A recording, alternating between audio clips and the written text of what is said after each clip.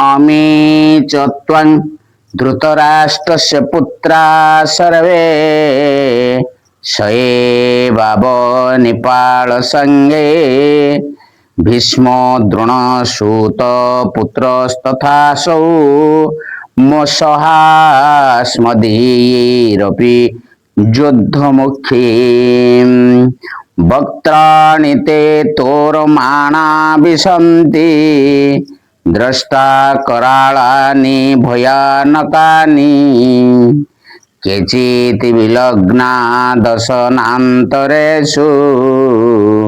सन्दृश्यन्ते चूर्णतैरुतमाङ्गे। ओं नमो भगवते वासुदेवाय ओं परमात्मने नमः। से धृतराष्ट्रंक पुत्र माने राजा मानंक समुदायंक सहित आपणंक भितरु प्रवेश करती एवं भीष्म पितामह द्रोणाचार्य तथा सेई सुतपुत्र कर्णंक सहित आम पक्षर प्रधान प्रधान योद्धा माने मध्य प्रबल वेगरे धाई धाई आसी आपणंकर तीक्ष्ण दंत पाटियुक्त विकराल ओ भयंकर मुखमानंकरे प्रवेश करुछन्ति एवं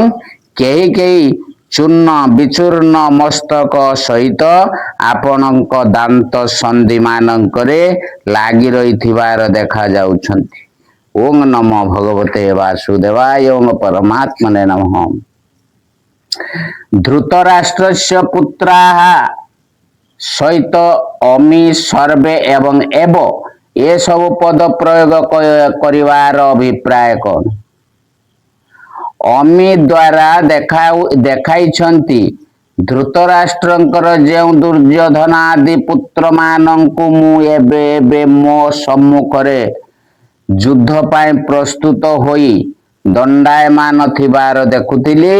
सेमानंकु वर्तमान मु आपणंक मध्यरे प्रवेश करी नष्ट होई जाउथिबार देखुछि तथा सर्वे एवं एव द्वारा देखाइछन्ति सेई दुर्योधन आदि समस्ते यही आपणंक मध्यरे प्रवेश करुछन्ति सेई 100 जनक मध्यरु केही जणे मध्य बंची थिबार देखु नाही।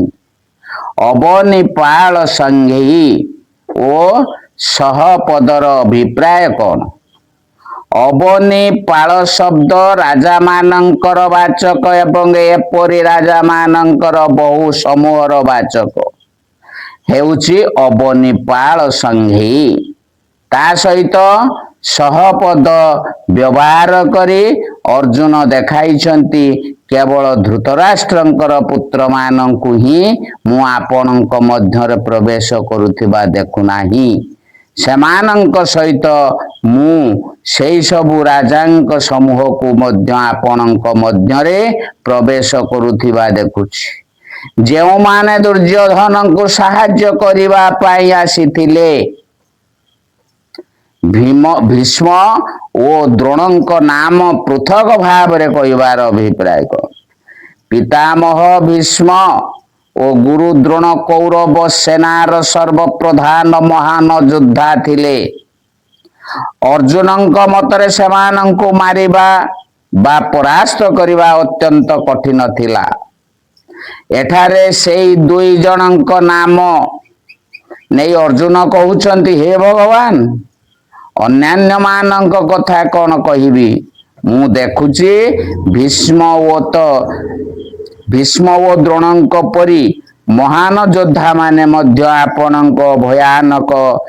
विकराल मुख मानंकर प्रवेश करुचन्ति। सुतपुत्र सहित असौ विशेषण दे अर्जुन केउ भाव देखाइछन्ति वीरवर कर्णंक सहित अर्जुनंकर स्वाभाविक प्रतिद्वंदिता रहिथिला तेणु तांक नाम सहित असौ विशेषण प्रयोग करी अर्जुन देखाइछन्ति जे निजर सुर वीरता दर्परे जेउ कर्ण समस्तंको तुच्छ मने करुथिले से मध्य आजी भगवानंकर विकराल मुखरे पड़ी नष्ट हो जाइछन्ति। अपि पद प्रयोगर भाव कौन तथा सहपद प्रयोग करी अस्मदीय एवं योद्धमुखी यही दुई पद द्वारा कौन कहा जाइछि अपि तथा प्रश्न रे आसीथिबा अन्यान्य पद प्रयोग करी अर्जुन देखाइछन्ति केवल शत्रु पक्षर वीरमान ही जे आपणक मध्यर प्रवेश करुचन्ति ता नुहे आम पक्षरे जे मुख्य मुख्य वीर योद्धा माने अछन्ति शत्रु पक्षर वीर मानक सहित सेमानंकु मध्य आपणक विकराल मुख मानकर प्रवेश करुथिबार मु देखि पारुछि तोर माणा पद केउ मानकर विशेषण ओ ताहा केउ भाव रे प्रयोग करा जाइछि तथा मुखानि सह द्रष्टा करलानि भयानकानि विशेषण दुईटी दे अर्जुन केउ भाव प्रकाश करुचन्ति तोर माणा हेउछि पूर्व श्लोक रे वर्णित दुई पक्षर समस्त योद्धांकर विशेषण द्रष्टा करालानि हेउछि सेई मुख मानकर विशेषण जेउ गुड़िक की बड़ बड़ भयानक दांत हेतु अत्यंत विकराल आकृतिर अटंती भयानक भयानकानिर अर्थ जो मानकु देखिबा मात्रे भय उत्पन्न हुए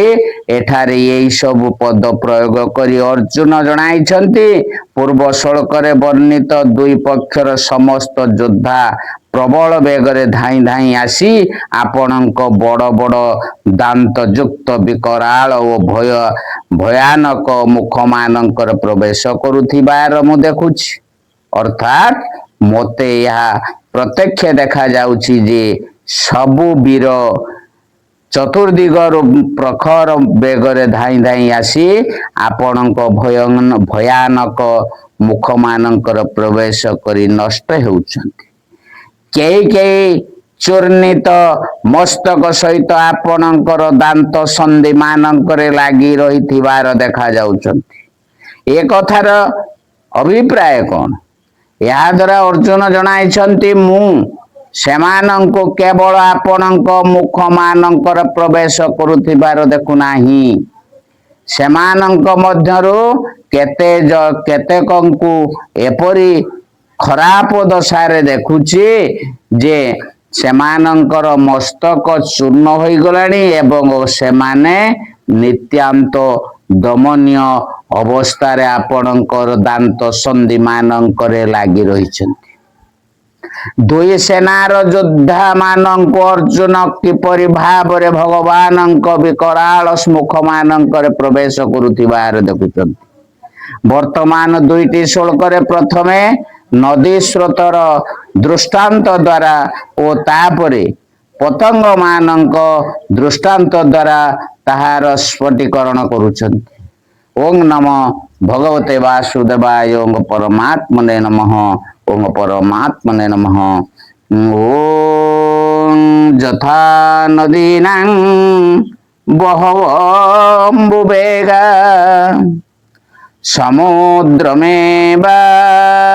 समुद्रमेवाभिमुखा द्रवन्ति तथा तवामि नरलोकवीरा विशन्ति वक्त्रान्नभिज्वलन्ति नदी मानकर जलराशिर बहु प्रवाह जेपरि स्वभावत समुद्र अभिमुखरे ही धावमान होई समुद्र रे प्रवेश करन्ति नरलोकर सेई सबु वीर माने मो ठीक सेई परि आपणक प्रज्वलित मुख मानकर प्रवेश करुछन्ति एई श्लोकरे नदी मानकर समुद्र रे प्रवेश करुथिबा दृष्टांत देई भगवानंक मुख मानकरे प्रवेश करुथिबा लोकमानंक पाई नरलोक विराहा प्रवेश विशेषण केउ अभिप्राय रे दिया जाइछि तथा मुख मानक सहित अभिविज्वलन्ति विशेषण देवार अभिप्राय कौन एई श्लोकरे सेई सबु भीष्म द्रोणादि श्रेष्ठ सुरवीर पुरुष माने भगवानଙ୍କ मुख मानଙ୍କରେ प्रवेश करुथिबा तथा कथा वर्णना करा जाइछि। जेउ माने कि भगवत प्राप्ति पाई साधना करुथिले तथा जेउ मानंकु निजर इच्छा बिना युद्धरे प्रवृत्त हेबाकु पड़िथिला एवं जेउ माने युद्धरे मरी भगवानंकु पाइबार पात्र थिले तेणु सेमानंको पाई नर लोक वीराहा विशेषण दिया जाइछि। सेमाने भौतिक युद्धरे जेपरि महान वीर थिले भगवत प्राप्तिर साधना रूपक आध्यात्मिक युद्धरे मध्य सेहीपरि काम आदि शत्रुंक सहित अत्यंत वीरत्व सहकारे युद्ध कुशल कले थिले। भगवानंक मुखरे सेमानंकर प्रवेश को नदी और समुद्रर दृष्टांत दे अर्जुन जणाइछन्ति। नदी मानंकर जलराशि जेपरि स्वभावत समुद्र अभिमुखरे धावित हुए ओ परिशेष रे निजर नाम रूप त्याग करी समुद्र ही होई जाए सेहीपरि रक्त सुरवीर भज भक्त जन माने मध्य से आपणक अभिमुखरे धाइछन्ति ओ आपणक भितरे अभिन्न भाव रे प्रवेश करूछन्ति अर्थात आपणक सहित एक होई जाइछन्ति। एठारे मुख मानक सहित विज्वलंती विशेषण दे कहउचंती जेपरि समुद्र रे चारिआडे केवल जल ही परिपूर्ण होई रही थाए एवं नदी मानंकरे जल सबु दिगरु आसी सेथिरे प्रवेश करी ता सहित एकत्व प्राप्त होई थाए सेहीपरि आपणंकर समस्त मुख मध्य सबु दिगरु अत्यंत ज्योतिर्मय एवं तन मध्य प्रवेश करुथिबा सुरवीर भक्तजन मध्य आपणक मुख मानंकरे महान ज्योतिरे निजर बाह्य रूप को जलाई देई स्वयं ज्योतिर्मय होई आपणक ठारे एकत्व प्राप्त हेउचंती। ओम नमो भगवते वासुदेवाय।